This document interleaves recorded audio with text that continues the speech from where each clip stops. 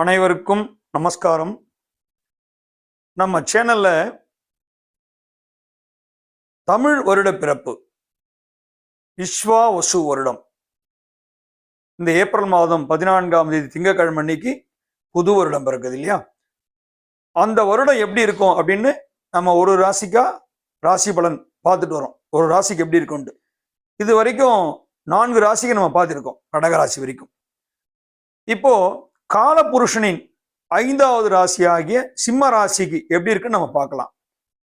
அதுக்கு முன்னாடி நம்ம சேனலை சப்ஸ்கிரைப் பண்ணாலும் சப்ஸ்கிரைப் பண்ணிக்கங்க, பெல் ஐக்கானை ப்ரெஸ் பண்ணிக்கங்க. நம்ம அடுத்து போட போற ஒரு வீடியோவும் நீங்க பார்க்க உங்களுக்கு சௌகரியமா இருக்கும். அதே நேரத்தில் நம்ம சேனல் வளர்ச்சிக்கு சப்போர்ட் பண்ணிட்டு வர அத்தனை நல்வுள்ளங்களுக்கும் என்னுடைய மனமார்ந்த நன்றியை தெரிவித்துக் கொள்கிறேன். உங்கள் அனைவருக்கும் இறைவனின் அனுகிரகம் பரிபூர்ணமாக கிடைக்க எல்லாம் வல்ல எம்பெருமானை மனதார பிரார்த்திக்கிறேன். பார்த்துட்டு உங்க ஃப்ரெண்ட்ஸு, ரிலேட்டிவ்ஸு, கொலீக்ஸ் எல்லாருக்கும் ஃபார்வர்ட் பண்ணுங்க. முடிஞ்ச அளவு எல்லாருமே சப்ஸ்கிரைப் பண்ணுங்க. அடுத்து வரப்போற ஒவ்வொரு சப்ஸ்கிரைபருக்கும் என்னுடைய நன்றியை முன்னதாகவே தெரிவித்துக் கொள்கிறேன். இப்போ நம்ம சேனலுக்குள்ள போலாம். சிம்ம ராசி காலபுருஷனின் 5வது வீடு.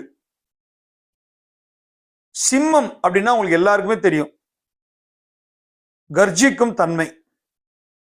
மகத்தில் பிறந்தால் ஜகத்தில் ஆள்வோம் அப்படின்னு சொல்லுவாங்க. ஜகம்னா உலகம், மகம்ன்றது நட்சத்திரம். அந்த மக நட்சத்திரம் யாரு? கேதோட நட்சத்திரம். ஆனா ராசி சூரியனுடைய வீடு.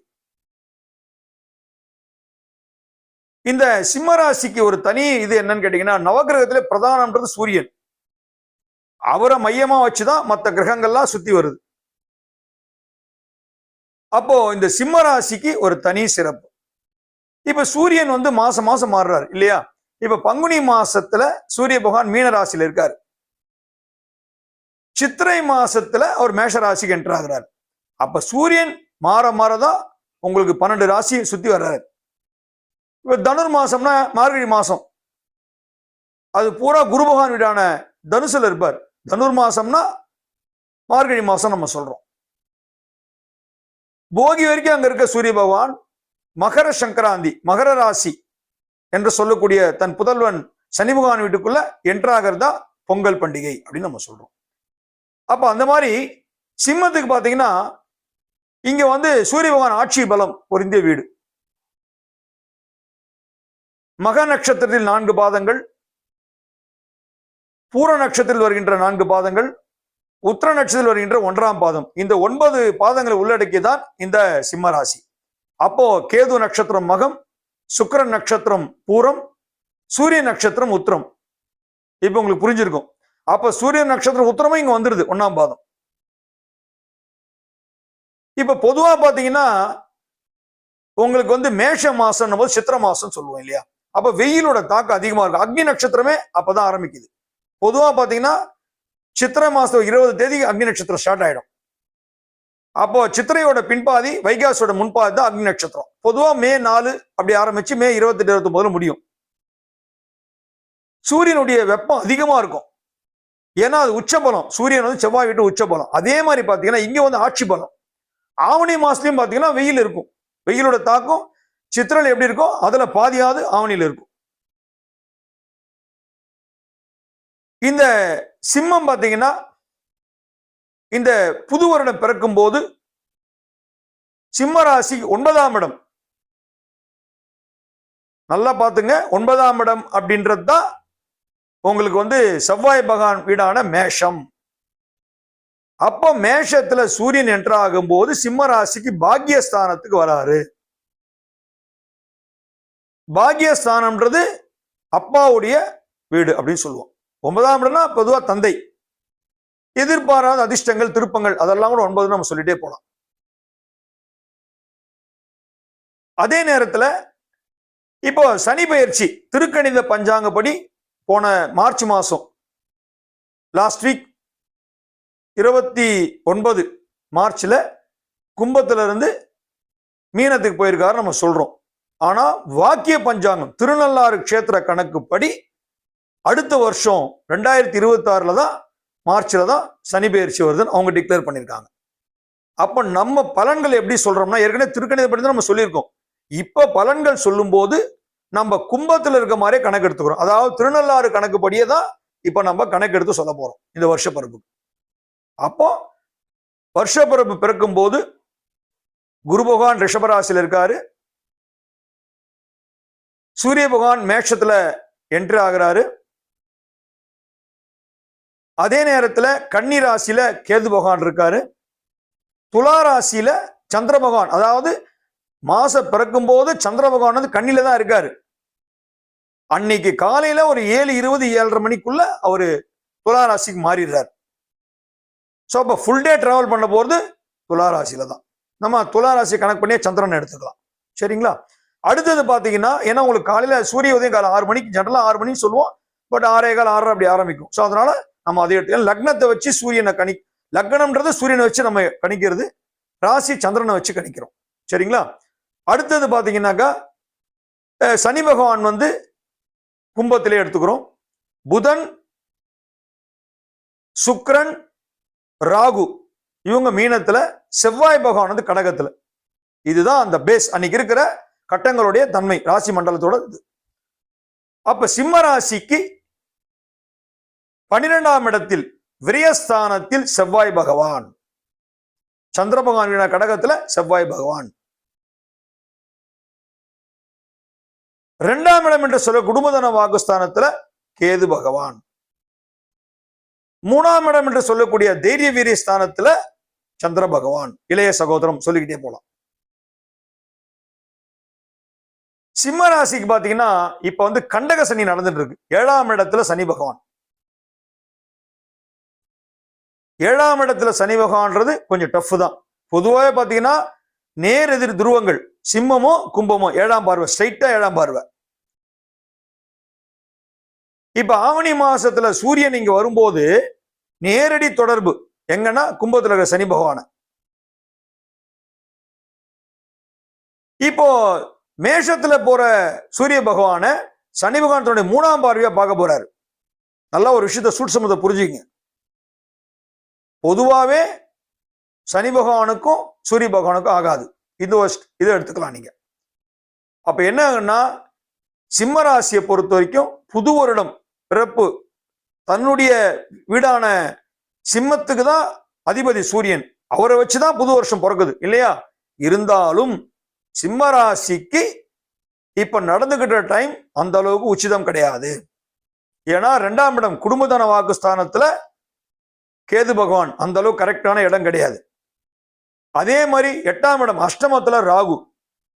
தேவையில்லாம நிறைய செலவுகள், மருத்துவ செலவு நிறைய நடக்குங்க. சிம்ம ராசிக்கு பாத்தீங்கன்னா ஹாஸ்பிட்டல் செலவு நிறைய பண்ணுவீங்க. ஏகப்பட்ட ஹாஸ்பிட்டல் செலவு பண்றதுன்னா அது சிம்ம ராசி தான். ஏன்னா கடந்த 1.5 வருஷமாவே 2ஆம் இடத்து கேது 8ஆம் இடத்து ராகு படாத பாடுபடுத்துறாங்க உங்களை. 7ஆம் இடத்து சனி சொல்லவே வேண்டாம், கண்டக சனி. சிம்ம ராசிலாம் கடந்த 1.5 வருஷமா 2 வருஷமாவே படாத பாடுபட்டு இருப்பீங்க. உடல்நிலையில பிரச்சனை, மனநிலையில பிரச்சனை, ரொம்ப விரக்தியான தன்மை. என்னடா வாழ்க்கை வாழ்றோம், இந்த வாழ்க்கையில நமக்கு தேவையா அப்படின்ற மாதிரிலாம் கூட, இன்னும் சொல்ல போனா ஒரு சூசைடுக்கு ட்ரை பண்ணியிருப்பாங்க. நம்ம லைஃபை முடிச்சுக்கலாமா அந்த மாதிரி ஒரு ஸ்டேஜுக்கு கொண்டு போய் விட்டுருக்கோம். இதுதான் உண்மை. புது வருஷம் பிறக்கும் போது பாத்தீங்கன்னா அஷ்டமஸ்தானத்துல இருந்து பாக்கியஸ்தானத்துக்கு சூரியன் மாறினாலும் 12ஆம் இடத்துல வர செவ்வாய் அந்த அளவுக்கு உச்சிதம் கிடையாது. ஏன்னா அங்க செவ்வாய் வந்து நீச்ச பலம் அடைகிறார் சந்திர பகவான் வீட்டுல. நீச்ச பலம்ன்றது 0, வேல்யூ கிடையாதுன்னு அர்த்தம். அதே நேரத்துல உங்களுடைய 10ஆம் இடம் தொழில் ஸ்தானத்துல குரு பகவான் உட்கார்ந்துருக்கார் ரிஷபத்துல கடந்த 10 மாசமா. தொழில வந்து பிரச்சனையும் கிடையாது, தொழில் நல்லா நடக்கும். அதே நேரத்தில் வருமானங்கள்லாம் வரும், பட் செலவுகள் தான் நிறைய இருக்கும். பெரும்பாலும் மருத்துவ செலவுலாம் நிறைய இருக்கும். அதுதான் அங்க பிரச்சனையே. குடும்பத்தன வாக்குஸ்தானத்துல கேது இருக்கும் போது ஃபேமிலியில அந்த அளவுக்கு ஒரு நிம்மதி இருக்காது. ஏதோ தனித்து விட்ட மாதிரி இருப்பீங்க.